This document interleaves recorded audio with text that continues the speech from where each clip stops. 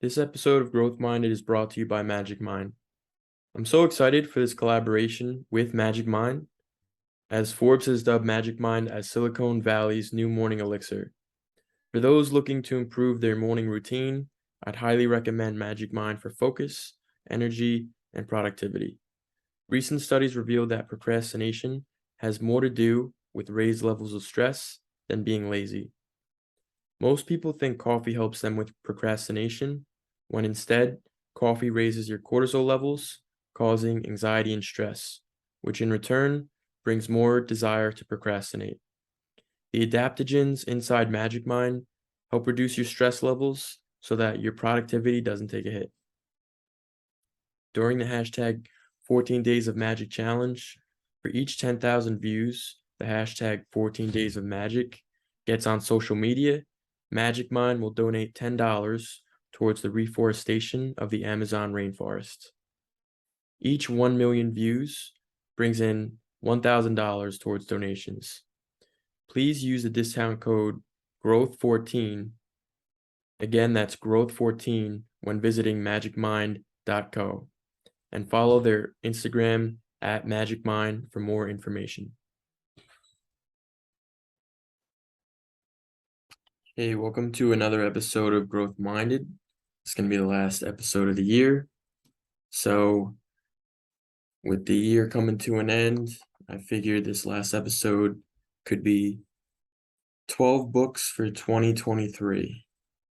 These are some of the books that I read this year that have had a big impact on my life, and I think there's a lot of great authors on this list and a lot of great books that you can learn from and can help guide you as we get into the new year. So with that said, let's jump right into it. We're going to start off with the first book on the list, Quiet by Susan Cain. As you can see, it mentions the power of introverts in a world that can't stop talking. This book outlines the benefits of solitude, listening, and quiet persistence in a loud world. And it makes the list going into 2023. Second on the list is The Alchemist by Paulo Coelho. This acts as a spiritual compass and explains that we all have our own personal destiny that we can either choose to fulfill or choose to ignore. It's a very powerful book that I come back to every year. It helps ground me and keeps me focused on life. And the more I read it, the more that I feel more connected to it. And I'm sure it's on my list as well for 2023.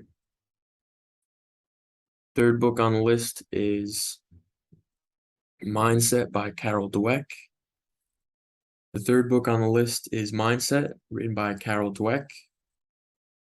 So within Mindset, Carol Dweck explains how praising effort encourages a growth mindset, which can have dramatic benefits on success across school, business, relationships, and parenting, as opposed to praising ability, which encourages a fixed mindset. I was excited to read this book because even the podcast is called Growth Mindset. This mindset is something that has a profound impact on my life and the way I view challenges, and I could see the benefits firsthand. Now, do I always have a growth mindset in everything that I do? Most likely not, but this is a good reminder to come back, view things in terms of effort as opposed to ability. And it's a very inspirational book because when you start thinking in terms of a growth mindset, things seem limitless in a way. You feel more confidence in learning new things and trying new things as well. So fourth on the list is Man's Search for Meaning, written by Viktor Frankl. So this is one of the most important books that I read this year. The author, Frankl, discusses his life in a Nazi concentration camp and the importance of building an inner spiritual life. That concept of an inner spiritual life was relatively new to me, and Frankl argues that finding meaning through suffering, especially the suffering that he saw in the concentration camps, he mentions that finding meaning through suffering, we all suffer, but finding meaning through suffering was a key reason for his survival, and it's a mindset that we can all learn from. Number five, I should say on the list is Ikigai. So Ikigai is basically defining your personal meaning in life in relation to your talents, passions, and profession, as well as what you can give to the wider world.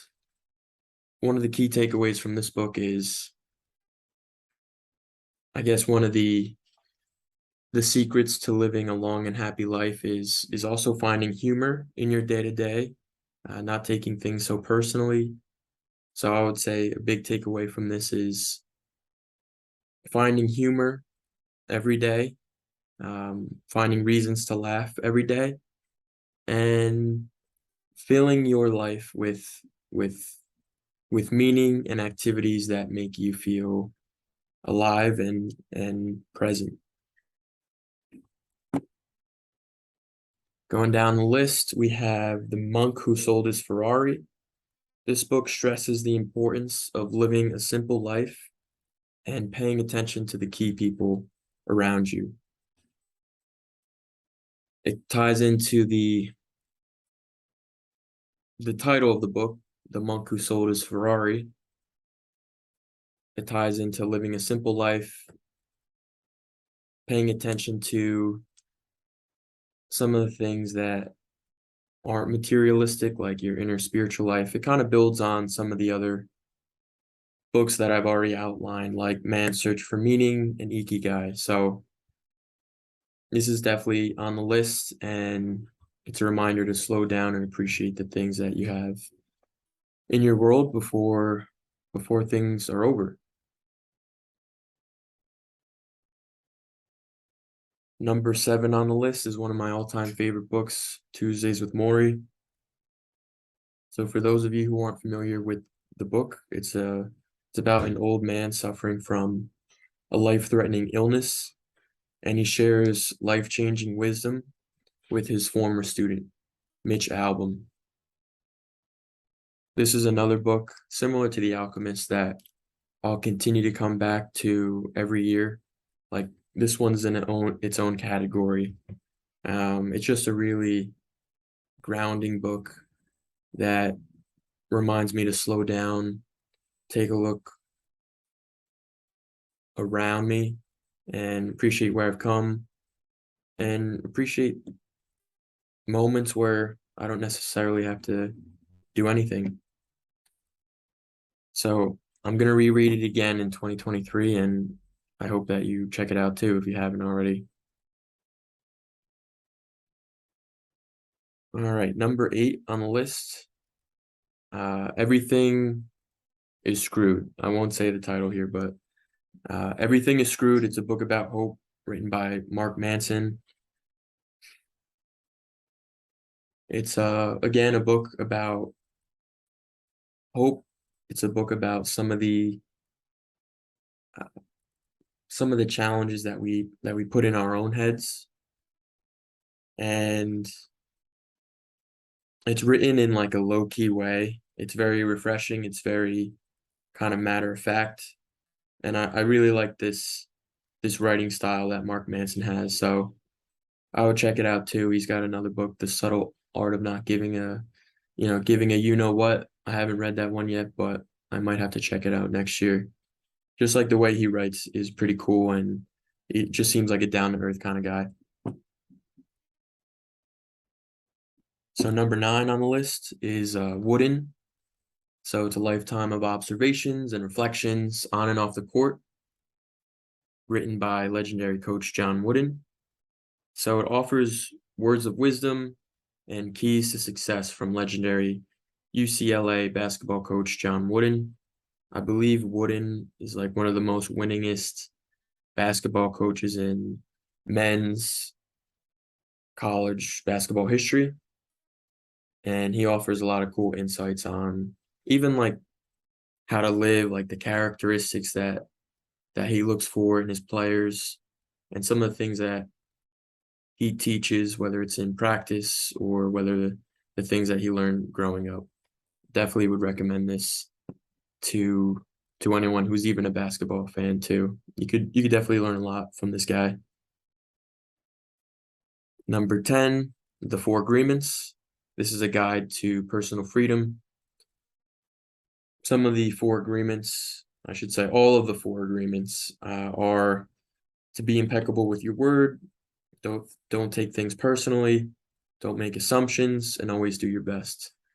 So I'd recommend checking out this book by Don Miguel Ruiz, and he can elaborate more on the four agreements and how that can bring freedom and peace into your own life.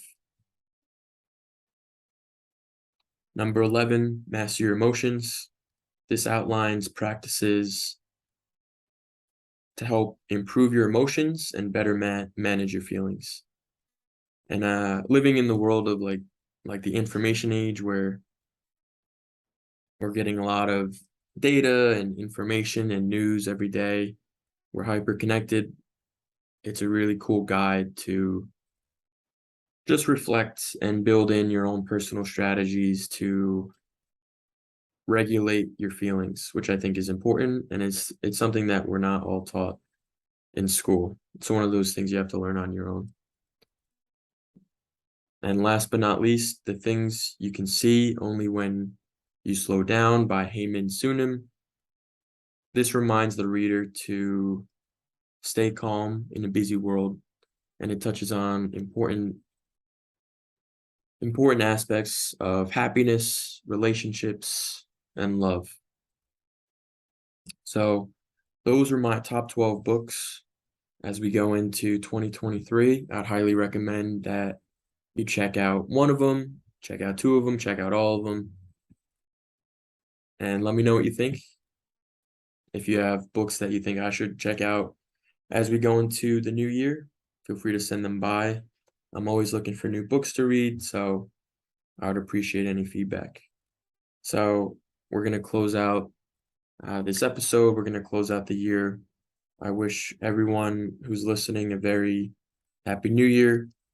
I wish you all a lot of peace, happiness, and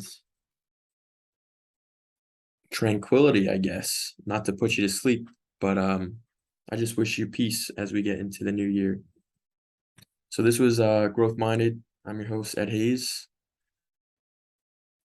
Until next time, I don't know when that will be. I'm looking to get into a little bit of stand-up comedy as the year comes to a close. So I'm sure I'll be back, but I'm not sure when. Maybe you'll see me on Saturday Night Live this time next year. Probably not, but you never know. All right, thanks again for listening. I always appreciate my listeners, and you'll hear from me soon.